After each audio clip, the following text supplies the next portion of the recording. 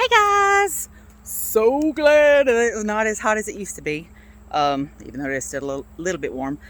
I am going to try to go over today let me back up.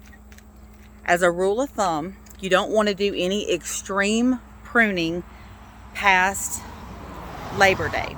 Just as a general rule of thumb, what I'm going to be doing here is not something necessarily that's pruning the plant back, that I'm trying to get that portion to grow again. This is just parts of an abelia. I don't know if y'all are familiar with abelias. There's many different kinds, many different sizes, but they tend to put off this leggy growth, kind of like sometimes you'll see an azalea do, where the plant's all nice and pretty, and then all of a sudden you see this one little go-getter that goes really tall, and it kind of changes the shape of your plant.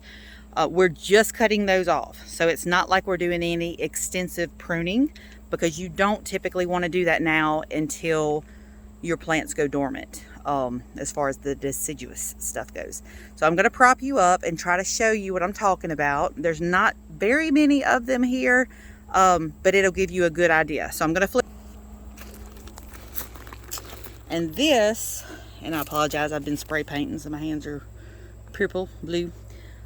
This is what I'm talking about. So my plants got this really cool shape, and it's got all these old blooms that have, started to try to turn to seed, but at the same time I've got these crazy leggy growths.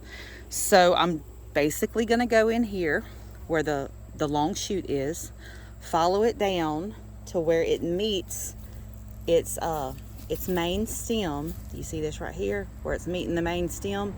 It has a lot of other branches that are going horizontally or kind of diagonally. That's fine, you leave those alone. It's just that these water shoots, or water sprouts sometimes they'll call them, that are sticking up straight, we want to make sure we cut that back so that you can maintain the growth that you want on this plant. Now I'm going to flip you around. We're going to prop you up right here and see if you can tell what I'm doing. Take these glasses off so I can see better. Alright, so here's the little sucker water shoot, cutting it off at the base. That's simple. Follow them down, cut it off at where it meets its other branch. Just throw it off. Here's a really tall one, and you might not realize that that's what it is, because it does have some other branching off of the side of it, but it is growing directly up, and generally they don't have a lot of blooms on them when they do this. So I'm going to follow it all the way down to where it meets this other branch, snip him off, and throw him to the side. And I'm just going to do that to these others, these leggy growths.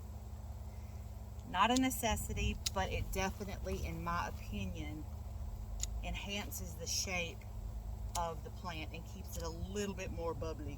Y'all know by now that I really like things to look bubbly instead of just crazy, with the exception of a few plants. So let me give you a close-up now of what it looks like. That was super simple. There's usually not very many.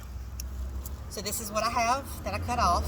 Sometimes you'll come across where that shoot comes all the way from the base, and if that happens, just go all the way down to the base and just cut that off. All right, let's show you. So now you see how she's got some shape that doesn't have all that craziness going on. All right, that was a fairly quick lesson, but a lot of talking. So I'll see y'all later.